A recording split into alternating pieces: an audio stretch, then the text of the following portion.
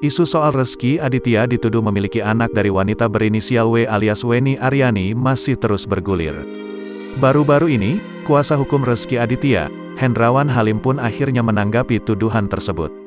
Hal itu disampaikan dalam video yang diunggah di kanal YouTube Cumi Cumi, Kamis, tanggal 1 Juli tahun 2021. Hendrawan menjelaskan hubungan yang sebenarnya antara Rezky Aditya dan Weni Aryani. Ia membenarkan kalau Rezky Aditya bertemu dengan Weni Aryani di tahun 2012. Memang betul bahwa yang disampaikan kuasa hukum W, itu tahun 2012 ketemu dalam rangka jual beli rumah, tuturnya. Namun untuk kedekatan Rezky Aditya dan Weni Aryani sendiri, Hendrawan tidak banyak menjelaskan. Hendrawan Halim menunggu bukti-bukti kedekatan tersebut dari pihak Weni Aryani.